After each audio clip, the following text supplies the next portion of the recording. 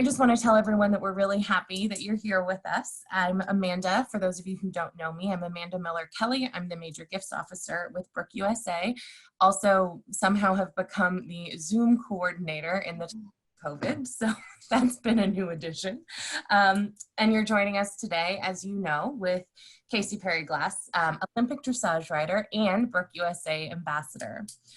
As most of you probably know, but I'll give a brief refresher, Brooke USA is dedicated to improving the lives and welfare of working horses, donkeys, and mules, and the people that they serve.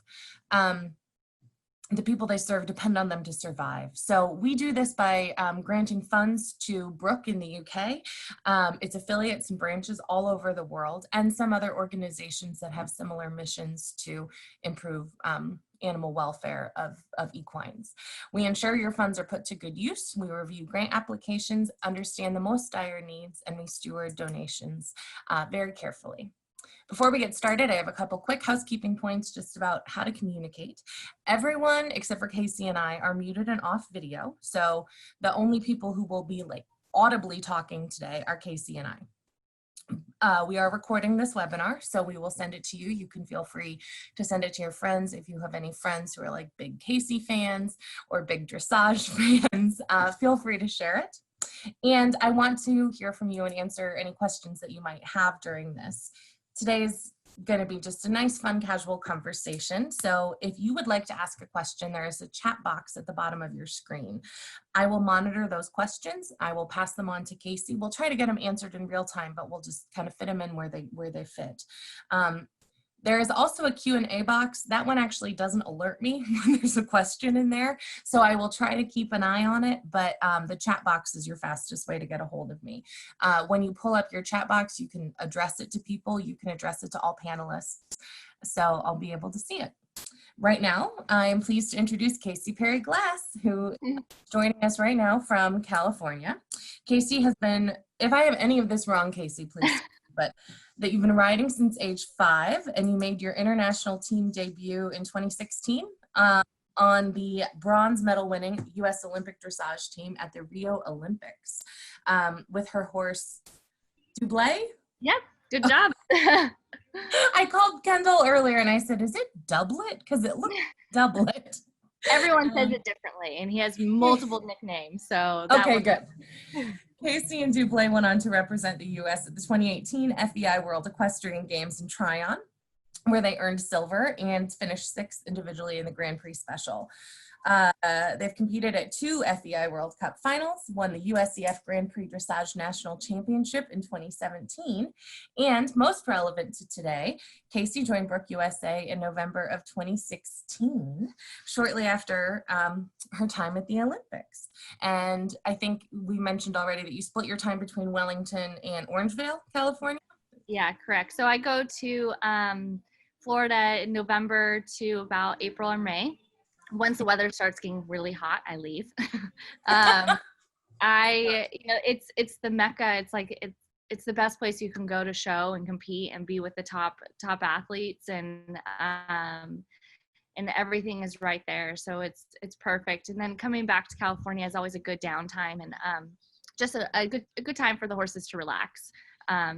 Well, at least we try to let it's hard because we get so excited to be ready for next year. But this is really their downtime and able to just kind of let go a little bit of the show stress. So, yeah. So everyone's relaxing a little bit right now. Yes. Yeah.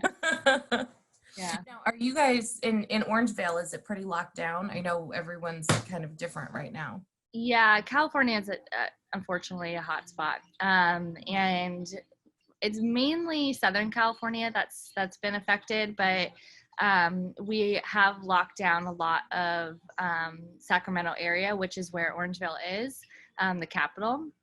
And so we started to open, and then they shut us back down. So, it is what it is, and it doesn't affect us here. My job is very secluded. We have our own facility, and we're really good with sanitizing and all that. So we try to not go out and explore much. But yeah, our lifestyle here hasn't changed all that much. Yeah. We work from home already at Brooke USA, so it hasn't been different, except now our partners are also working from home sometimes, which is a little bit more difficult. So I guess the first thing, just to sort of set the scene, I mentioned that you've been involved with Brooke USA since November of 2016. That was before my time with Brooke. So what was the story behind that? How did you get involved? What drew you to it? Yeah, I got involved. I was on the team with Allie Brock, who is another lovely ambassador. And Allie and I are so like-minded in everything that we do when it comes to animals, horses, life. She's like my other half a little bit and that kind of stuff. And I also knew that Charlotte Desjardins was involved. And so, after Rio, I just really picked Allie's brain on what Brooke USA is about and their values and what they stand for. And I mean, it couldn't have lined up any better with how I am and like what I believe and just the education and the welfare of these working animals. I try everything I can to make my horses comfortable. And then, you look at these pictures or you go to these countries and see the poverty, and you also see how these animals are treated. Not that they're treated that way because they're being abused, but they're treated that way because they don't know any better. Right.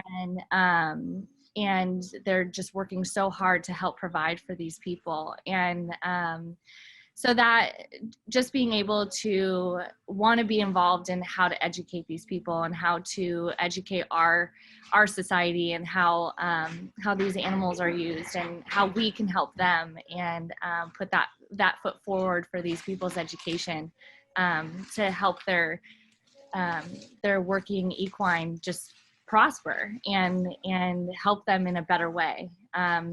So that really pulled at my heartstrings. I'm a huge animal advocate, and this was exactly the way that I wanted to go to direct my energy to and promote. And I really wanted to make a difference because, as an equestrian, we don't make a whole lot of money, so it wasn't a financial thing that I could give. And I felt like the only way that I could give back was just raise awareness and, really find ways to help educate these people and get the funds to these locations. And so that's how I got involved. And I kept bugging Allie. I was like, how can I do this? Like, how can I be faster?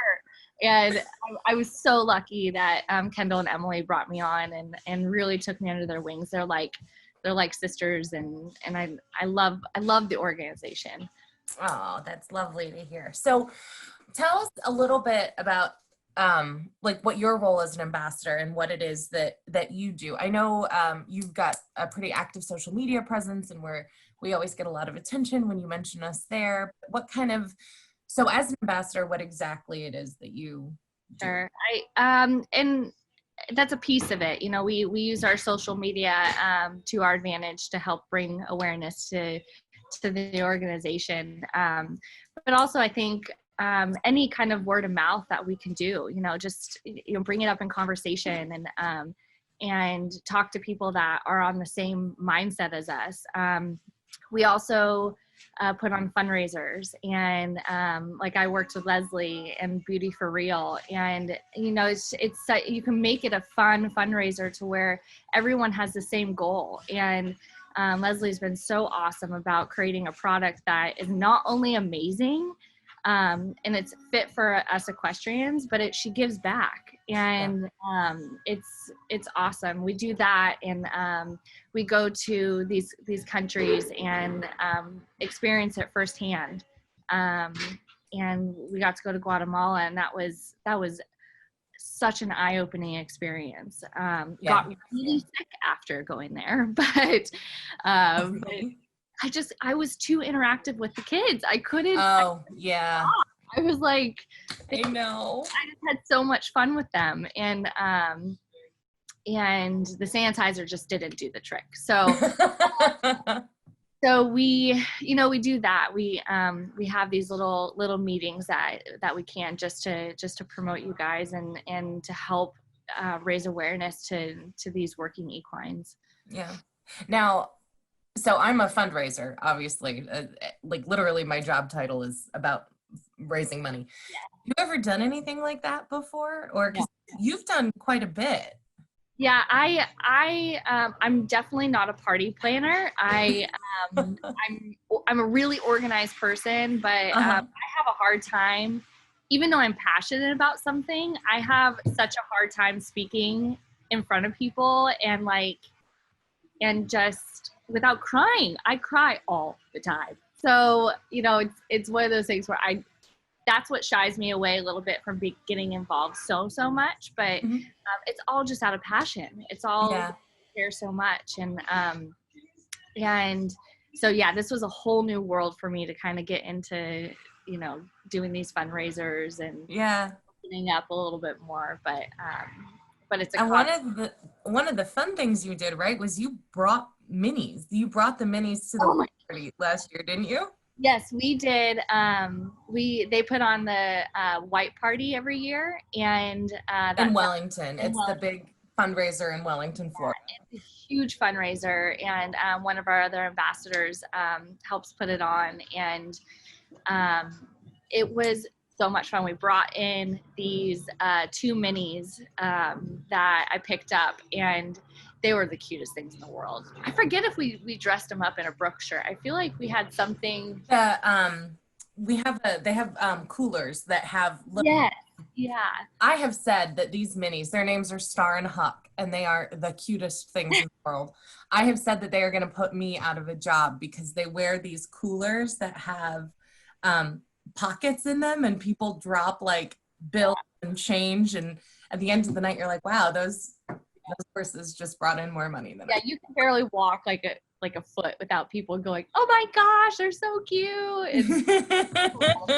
Have a mini, be prepared to be stopped a lot, but yes, especially because I think they were minis and tutus, which makes them even more attractive. That was so much fun. But that was like a very some very unique way of offering some help. How often do you get to say like, oh, for charity today I walked around some minis and tutus? Yeah. And I will be the first one to raise my hand and say, how can I help? Like, I might not be able to do it financially, but how can I help in any way possible? And take my time out to make sure it happens. But the creative side of my mind's not that creative. So I leave that to Kendall. So has philanthropy and charity been a big part of kind of who you are your whole life? I grew up obviously in California, and my grandparents are we have a family grocery store business here, and my grandma is like the biggest giver in the world. Like she gives back to the arts, she gives back to the women's shelters, she gives, and to grow up in a family that gives selflessly, if that makes sense. Like she's not selfish. Like she gives out of the kindness of her heart, and it's pretty amazing. So it's been a part of our family for a long time. I was definitely raised in a big giving family for sure. Oh, that's really nice. And so you mentioned that you visited Guatemala a couple years ago. Aside from picking up some kind of illness, I have no idea what it was, and I'm not a person to get sick. And I think Allie got sick. I think JJ got sick at one point, but it was. Oh, I went with Allison Springer and Ramon Dominguez, and we were all very healthy. So I don't know. Maybe one of you brought it. I don't know. I have no idea. I remember JJ, like she was so cute. Like she wanted to participate in like being around the kids and playing with them. Like the kids just loved us. They gravitated to us and like wanted to braid their hair and like wanted us to play around, carry them around, and and the warning sign was when you would hear them kind of sniffling and doing nasty sickness things. But Yeah. Kid germs. yeah, It's I kid was just like, germs. too involved to want to hear.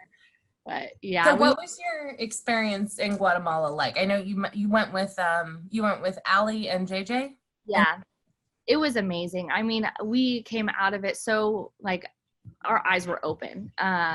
We came out of it saying, wow, we are so spoiled here. Like we are so grateful, like blessed to have what we have and be able to provide such amazing things for our horses. It you go to these places and we had to drive up. God, I want to say it was like 30 minutes. I don't remember, but it was a long way up this like really bouncy, rocky yep. hill cliff and Mountain just with nothing. I had bruises on my hips from hitting the sides of from those. Yeah. it felt like you were in like a jungle ride a little bit. You're just being kind of tossed around, going really slow. And then you come up to this village and like, you're like, oh my God, this exists. Like people live like this. And then on top of that, like they have to, in order for them to make money and to provide, they have to take these mules, donkeys, working equine and take them all day down the hill just to sell firewood. And they're packed with like big mounds of, wood. And then they have to go back. And it takes like a full day to get down, and then it takes longer to get back up. And probably just for a couple days, I think maybe at the most of money or supplies or whatever they need.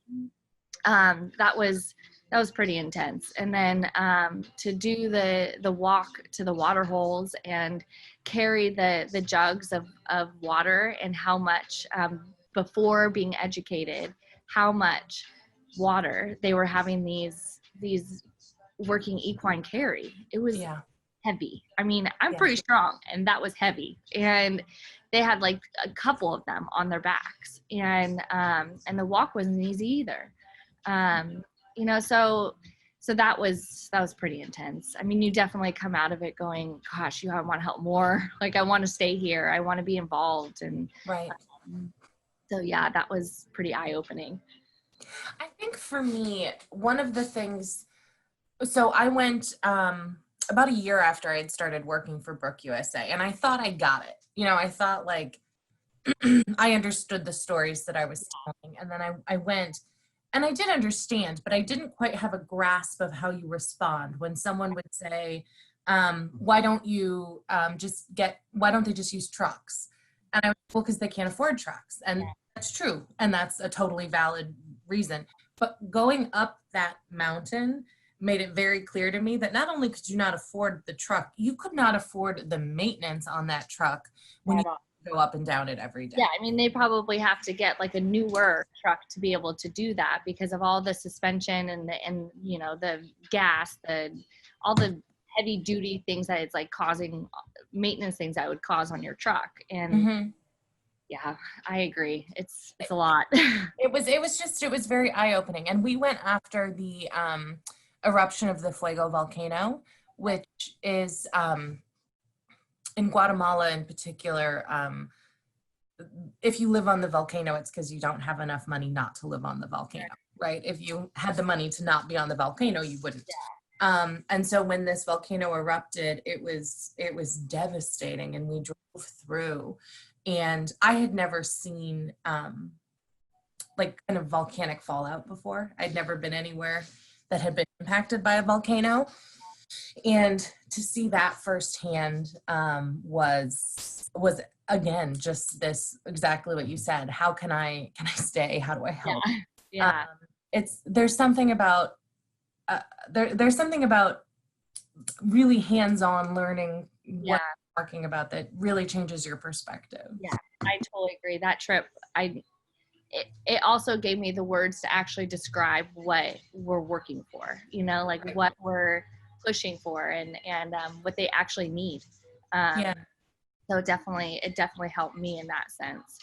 you know, because you can say I'm a part of, you know, Brooke USA, but I felt like that trip really shifted everything for me, and being able to have these conversations and like, yeah, it was fun. It was a good experience. Yeah. Yeah. And it's funny to say it was fun, because I said the same thing when I came back, and I said, oh, it was great. It was really, I had a great time. And it's not like it was fun, like we had a nice, like, fun party time. It wasn't that, Yeah. but it was, it was perspective. It was a perspective changing event, I Yeah. think. So I think this is an interesting question. Emily suggested this one to me, which is, you were talking to someone who benefited from Brooke USA's services, from the projects that we fund. What do you think they would say? I mean, how do you think a recipient of, or a project participant, what does it mean to them? Yeah. Like the families that are in these. Yeah, like the families that are in these villages, or the women who take the donkeys to and from the water hole. Yeah, I think that they're really appreciative. I think that their working equine lasts longer for them, and I think that it also gives them a sense of a partnership. You know, because we come in and we tell them, you know, these are parts of your family. Like these animals are like in your family, and you know, so I think that it gives them a little bit more hope, and I think that they appreciate the time that people take, and to educate them. Yeah, and, yeah, and give them tools to vaccinate their horses, or tools to, you know, do their feet, or you know, because after these working equine don't last that long if you don't take care of them. And right. so I think that they are probably really appreciative of just the time we're taking, and the financial, you know, weight that we're carrying for them and giving them. I think that it weighs heavy on them, and I think they appreciate it. I think that one thing you had touched on too, and then in a second I'm going to share my screen, because I'm going to show you something Kendall just sent me. But here it is. Can you see that? Oh my gosh, see?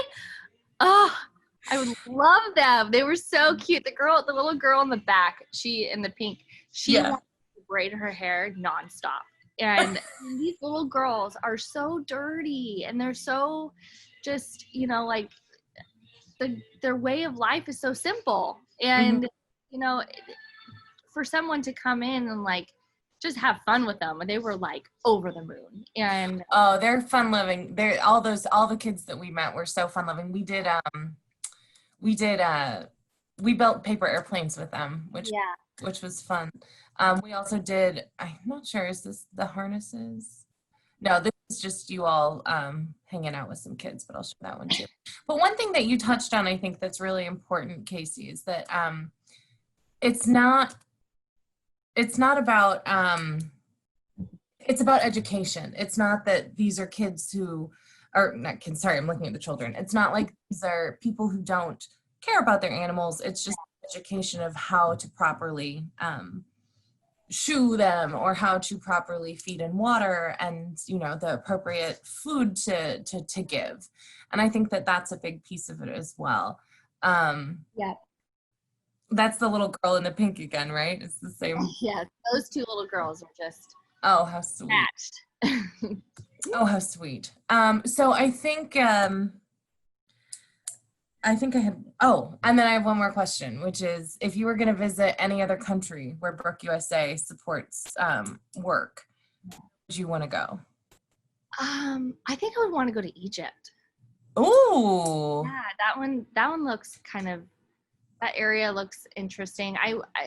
I almost would say I would want to go to a groundbreaking spot where they're just starting out.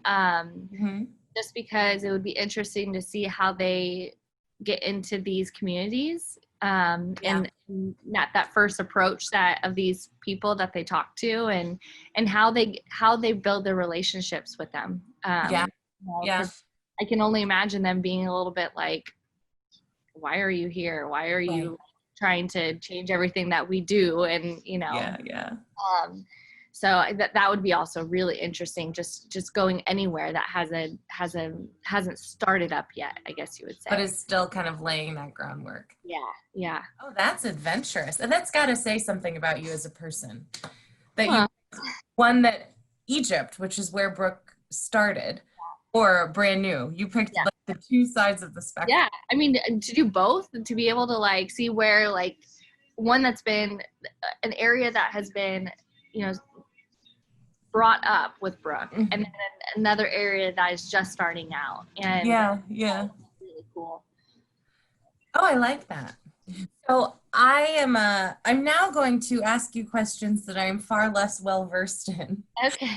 I am not a writer, but I do know that I want to hear about, and I'm sure everybody on here wants to hear about, I mean, just sort of your life as a writer. I mean, you've been at the Olympics. I think we'd like to hear what that was like, how you train, how you, especially bouncing from coast to coast.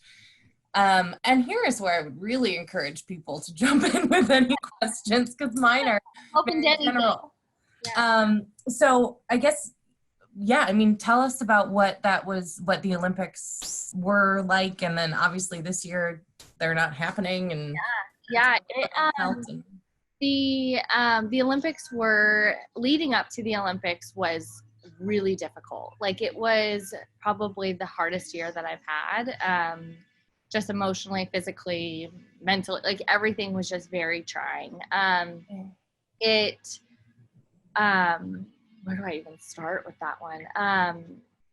I shot up in the international world really fast, and it was our first year at Grand Prix, and to be able to make an Olympic team right away was like, it was intense. And I went out and I had a really good show in Compiègne, and the press and like everyone was saying, oh my gosh, it's like the next like Charlotte Dujardin and Allegro, and like, so it put a whole lot of pressure on me. Yeah. And you're dealing with an animal. You're dealing with a horse that has its own mind, his own moods, his own feeling in his body, and like,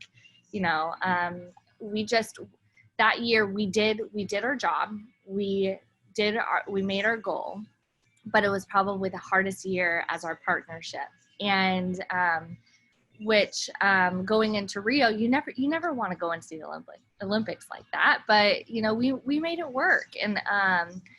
And then from then on, we just kept getting Dublé and I's partnership just kept getting closer and closer and closer. And he is a horse that he just kept getting better, and we kept getting better together. And by the time we made it to the World Equestrian Games, we were in the top 5 of the world. And so that was pretty amazing. I do believe that we had a chance to medal at the World Equestrian Games if they would have done the freestyles, or at least been within the top 5. And unfortunately, freestyles were canceled because of the hurricane. Yeah, which turned out to be just a Florida storm. Like, right. we all packed up and got our horses out of there. Then we looked out the window and we're like, this is like a Florida storm. We could have totally done this, but okay, no big deal. But better safe than sorry. When we were out there, my husband was worried that, because he was like, we're not in hurricane world at all up here in Michigan. And he was like, the hurricane's ours, and there's a hurricane coming. And I said, listen, these horses are more valuable than any humans here. I only worry once the horses go away. But then the horses left, and I was like, okay, well, now it might be time. But you're right. We left the venue because we didn't want to get stuck. We were like, it was pretty much, it was a mud pit in Tryon. So we were like, if it rains really hard, is that hill gonna come crashing down on us? So let's get out of here. We made the right decision. And so you said you thought, I didn't mean to interrupt you, I'm sorry, you said that you would have done very well in the freestyle had it happened. Yeah, it was a sad moment when we heard that the freestyles were canceled, but yeah, it was amazing. And then we did the 2019 World Cup in Sweden, And it is the farthest place you can go. It took forever to get there. And it was really, really, the horses got really tired just from the travel. But, you know, we did good. And I had no idea that was going to be my last go with Dublé, you know, and so it was, that part's a little bit bittersweet, you know. It's, I, as a rider and as a horsewoman, like I really believe in listening to my horses and being their advocates. And, you know, we didn't get to compete this last year, and then the Corona happened and shut everything down. And, you know, so I had to make a decision on if it was right for Dublé to keep pursuing for next year. And he's 17, so he'll be 18 next year. He's an older athlete, which we all know that older athletes in general, in every sport, you know, they all have some kind of small injuries, you know. Human or equine, right? It doesn't No matter what. And, you know, you nurture that, and you make the decisions, and they can't talk, you know. And so I felt like his past injuries and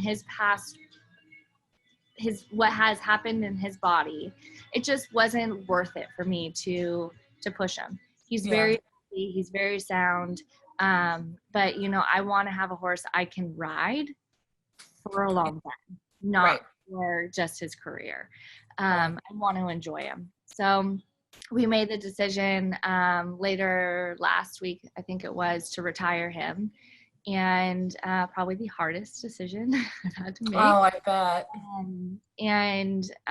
So, you know, it again, when I made the post, I said it's both hard but joyful, you know. So it's any way you look at it, you're like, it's only the memories that kill you, because you're like, God, I want to keep going to Aachen. I want to keep doing that. You know, I want to do it with him, but, you know, it's what's best for him. So yeah. And so now you're working with, is it Mystico? Mystico. Yeah, I have a younger one, which he technically is a little older. He's 13, but he, again, another long journey with that horse. He was very difficult when I got him, and now we just clicked. And I call him my unicorn, because he is a horse that a lot of people have not had any interest in, and that said he wasn't going to be anything. And I truly believe that he's going to be something. He is something, but like, meaning like team wise, I think that there's a potential there.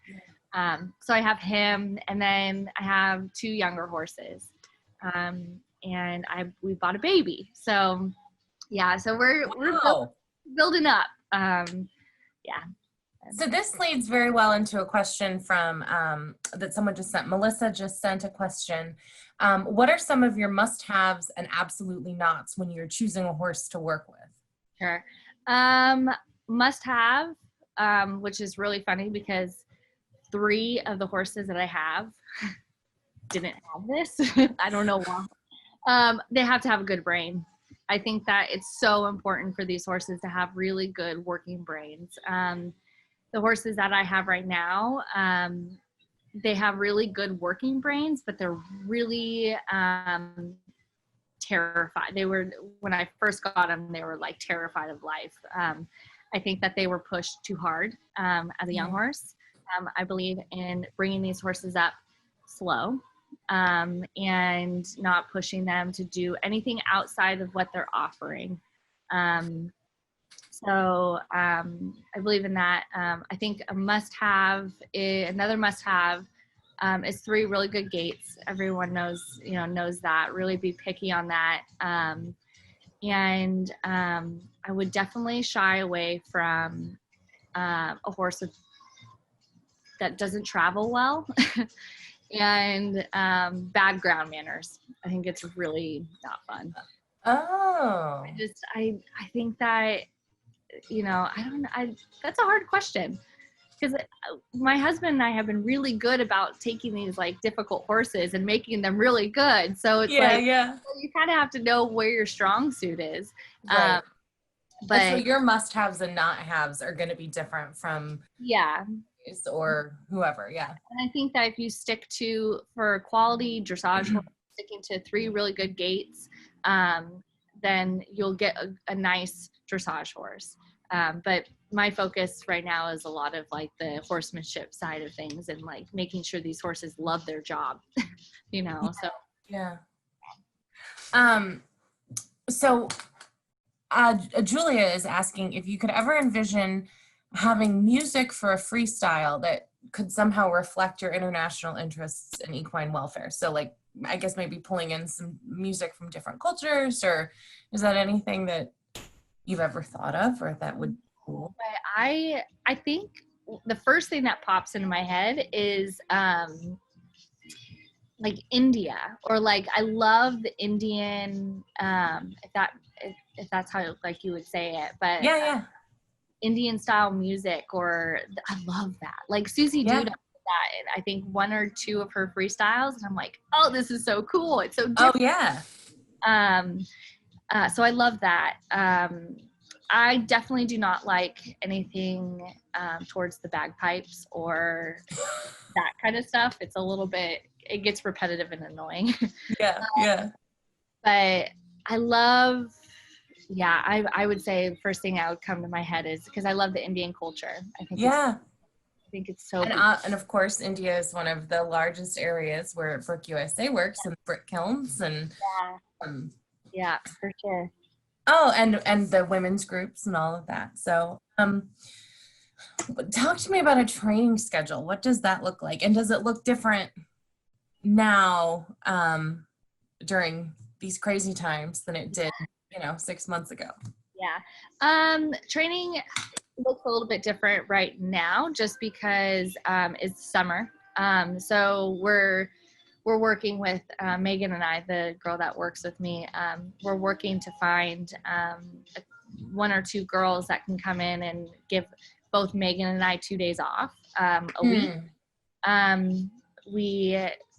I think that Megan deserves it. The poor girl works so freaking hard, and I will never stop working. And that's the problem between Megan and I together, is that we never stop working. But I think during the summer, we try to do like training rides about 3 times a week. One of those being a lesson with someone that I'm training with, either Debbie, and I also work with a gentleman named Volker Brahman. And we do 3 times a week of that. And then we do maybe 1 day a week of a trail ride, and then a lunge day with an aqua tread. So we try to put the aqua tread in at least twice. So, it can vary, but I try to limit their hard working rides to 3 to 4 days a week, and then nothing more than that. During show season, it's pretty much the same. I like to do about 3 training rides, and then with the shows they get smacked in the middle of all that. So it kind of varies, but I think keeping them on a good schedule of knowing you're only going to do 3 or 4 training rides a day or a week, then that's probably the best schedule, I would say. Getting them out of the box, getting them out in a trail ride or a different property or something like that, just to freshen up their minds. But because they need a change of scenery too, like we do, right? They can't just, it would be like putting them on a treadmill staring at the same wall every day. Us dressage riders go round and around and around, and we do circles and fields, and I mean it's interesting to us because our minds are like so focused on that, but these horses need to get out and experience something different a little bit. Melissa had another very good question, which was if you could do hang on, I want to make sure I get it right. If you could have a riding lesson with anyone, alive or dead, who would it be and why? Dorothy Schneider. She's alive. She's a German elite rider. Love her. I love her. She is the most beautiful, quiet, elegant rider I've seen. I mean, she makes all of her horses so soft, and it never looks forced. I saw her in obviously Rio, and everyone else is out there just training, like really training their horses. And she's over there just stretching and doing all her basic work and like nothing intense. And I'm like, I love that. I love the fact that you do your homework at home. And then when you get to the show, you know, you make your horse comfortable and you don't wear him out, and you make it a pleasant experience for them. And she's unreal. So I had a fangirl moment with her at the World Equestrian Games, and it's so uncomfortable. I have to because Laura makes fun of me all the time because she knows that she's kind of my riding crush. And so we'll walk by and I get giddy. I can't like talk to her. I don't know why. And so she's like, Kasey, Dorothy's over there. And I'm like, shut up. And we were standing. It's like you're like in middle school. Yes. And we were standing over at the award ceremony waiting to go in. And she was standing next to me on her horse. And I'm like, Dorothy, I just have to say, you are like so awesome. And you're my, I admire you. You're the biggest role model to me. And then we just sat there and it was like, oh, this is so uncomfortable. Because I don't think her English is very good. So I don't know if she fully understood me, but you should have sent her a note that said, do you like me? Circle yes or no. It was so uncomfortable. But yeah. I'm so glad we asked that question because that was a fantastic story. I'm definitely awkward when it comes to excuse me. So we touched on this, I think, a little bit when you were talking about sort of how you realized that you and Dublé kind of grew together. But what is your proudest moment regarding your horses, whether it's Dublé or maybe one of the newer ones that you're working with now? But do you have a moment where you look and you're like, oh yeah, that was fantastic? Oh yeah, I want to say it was in Aachen. This is more on like a competitive side, but so in Aachen, I was on the Nations Cup team, and when you're on they have like different formats for the Nations Cup team, but this one was Olympic format. So you do Grand Prix special, and then the individual is the freestyle.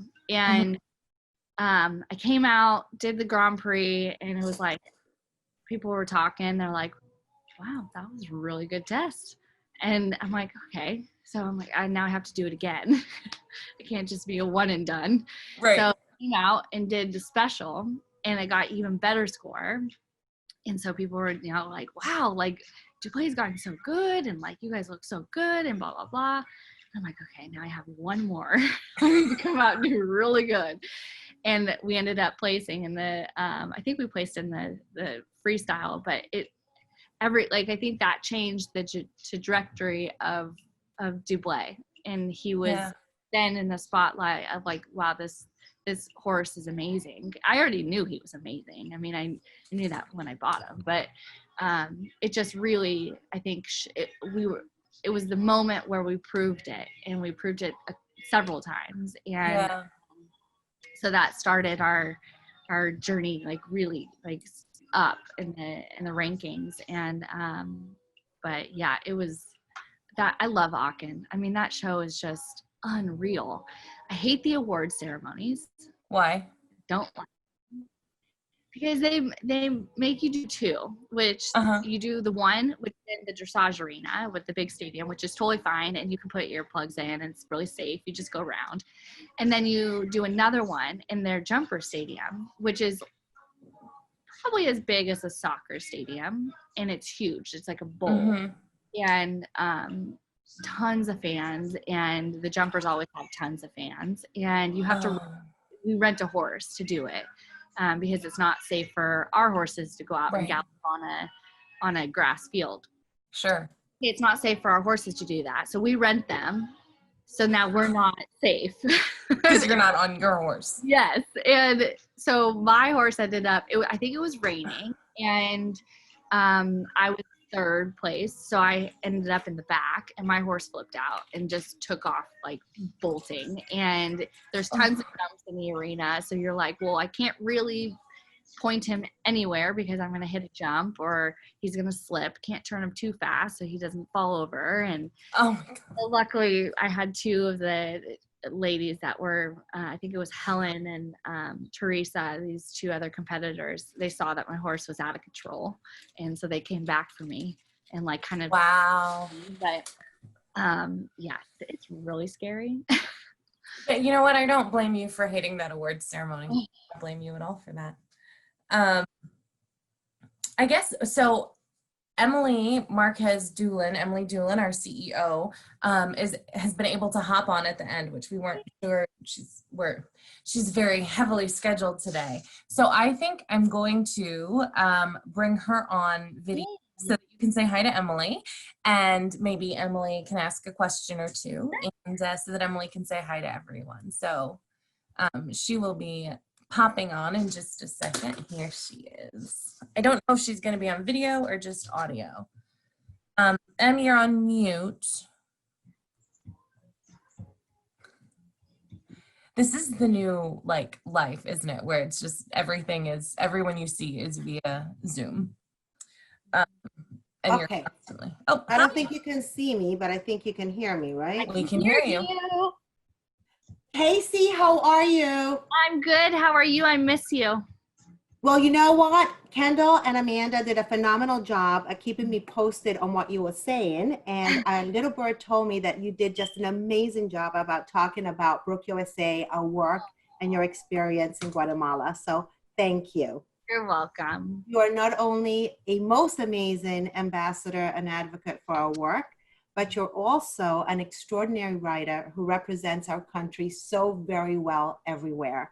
And you make us proud as Americans. Thank you. Dublay's waiting for his ride with you. Yes, I cannot wait to do that. Right. If you can get Emily on Dublé, wherever that's happening. I love Dublé. Dublé is a gentle giant, and that is why I'm not scared of him. And he's very calm and very collected and a very nice young man. So, so that, Amanda, you will see me on Dublé. But all right, I'm going wherever that's happening. A special shout out to you, Amanda, because you put on this great webinar, which was so very well attended, and you did such a wonderful job as a host. I think that the next step is Hollywood for you. I'm going to have a talk show where I just bring on people who I think are interesting. There you go. I do really quick though, want to jump in and ask one more question of Kasey, which is, you're doing Skype lessons? Yep. Yeah, I'll do Skype lessons. As long as the Wi-Fi is really good, I don't want to charge people money to do a lesson when I can't see them. So yeah. Not fun. Now, and we're going to be doing something of yours in our auction in the fall. Yep. Is that going to be a Skype lesson or whatever? If they're in either Northern California or Florida, it could be in person. If they're not, then I can definitely do a Skype, Pixio, whatever they have kind of lesson. Oh, cool. I didn't mean to interrupt, Emily, but I did want to get out while we're all talking about Kasey. Like, I'm not even a writer, and I feel like I would enjoy a lesson. Well, I actually have a question for Kasey, and then maybe a little bit off what she's been talking about. But I don't know if you know, Kasey, that we recently launched a COVID-19 Response and Recovery Fund as part of our efforts during the pandemic. And what we're doing is we've recognized the fact that both organizations, nonprofits that serve animals across the world are having a tough time in the US and abroad. So one of the things we wanted to do was to raise money to help those in need, because we understand that when animals suffer, their owners suffer. Yeah. And my question to you is, can you kind of talk a little bit, and I don't know if it's appropriate or not, about how important it is to know what you're getting into when you get a horse? Mm-hmm. Yeah, I mean, it's a big responsibility. I don't have children, so I don't, not yet at least. But I'll probably change this mindset when I do have a child, but I feel like the way that I take care of my horses and the way that I feel like their care needs to be, it feels like having a child. We are kind of at their call 24/7. If they are colicking, if they, you have to feed them 4 or 5 times a day, you have to take care, walk them around. The care of these horses is pretty significant. And to own your own horse comes with a lot of not only financial, but time costs. And so when people buy a horse, I always kind of inform them a little bit of what it takes, vaccines, regular shoeing, that's just the basic stuff, feed, and then your love. Well, love, that's a very important piece. Yeah. Well, and the expense of it, right? One of the things that we have learned through the COVID-19 pandemic is the fact that people are abandoning their horses because they can't afford the upkeep, and that's veterinary care, farrier care, or even feed. So one of the things that we have done is we have been giving out, and I don't know if you know this, Kasey, we've actually given out $32,500 in micro grants to 20 organizations in need. And those organizations range from giving funding to owners because they couldn't purchase fees, to helping subsidize veterinary care, to some veterinary offices to help them provide free medical care to animals in need. So that the pandemic has not only affected humans, it certainly has affected, the animals that we care for. Yeah. Very differently than dogs and cats, because everything that we can read about dogs and cats is that the shelters are empty. The opposite is happening with rehab facilities and horse shelters across the country. They are having a surplus of animals being dropped off. I mean, they require so much more care, and I can see that happening for sure.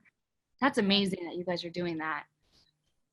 Yes, it's been very rewarding. I should share with you, and we maybe should share, Amanda, on our website, some of the letters that we have received from these groups that have said, it's so amazing what you're doing, and thank you so very much.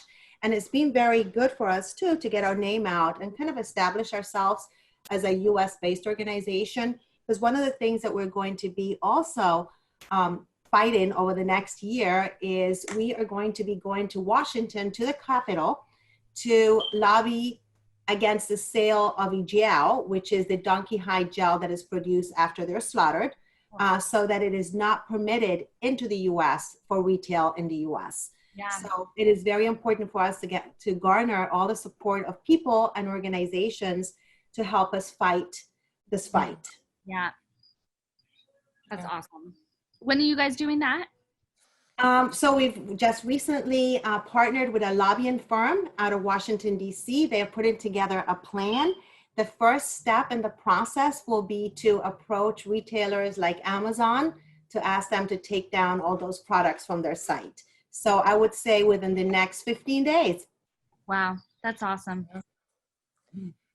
So we are coming right up on 4, and I want to be respectful of everyone's time. Emily, I'm going to ask you to kind of say goodbye to everybody, but first I want to see if, Kasey, if you have anything that you want to add or anything that you want to say that we didn't cover. I know we covered a lot. I think that the biggest thing is that not only has Brooke USA been such a support to others and such a support to these working equine in the communities, and what they do is amazing. And but they've showed that same support to me, and that you guys all at Brooke USA have been so supportive of Dublé and I, and it warms my heart knowing that I have you guys as family. And so thank you for being so good to me. And I'm really excited to see how I can branch out and dive deeper into this now that Dublé is retired and frees up a little bit of time. So yeah. If you need ideas, I got plenty. We'll chat. Perfect. Emily, do you wanna kind of do a quick little outro for us? And Sure, Well, sure. thank you everyone for coming on.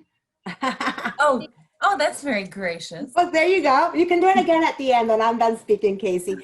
You know what, Amanda and Kasey, on behalf of the Board of Directors of Brooke USA, I think it's important that we thank each and every one of you who joined us today. It is so very important to us as an organization to connect with our loyal supporters and make new friends. I mean, I'm hoping that we have new friends as well. And I hope that you will join us for future webinars. We have several planned, so hopefully you will join us again. And please be sure to like us on Facebook, on Instagram, and now on LinkedIn. And I hope that after you've heard from Kasey, you have become more engaged, you understand more about our work, and that you will take the leap and support us during these difficult times. To make a donation, visit us at brookeusa.org.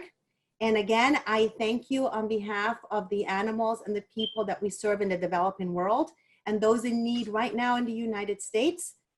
Kasey, you are a pride and joy, and we love having you on board. Go, Kasey. Yay. Thanks for just sitting and chatting with me today, Kasey. Yeah, Amanda, it was fun. I really enjoyed it. Oh, good. I'm glad.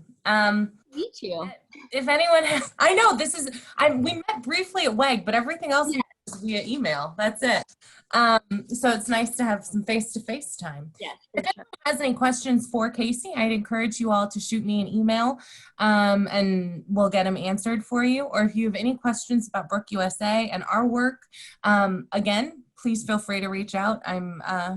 As you all can tell, I love to talk to people. Reach out.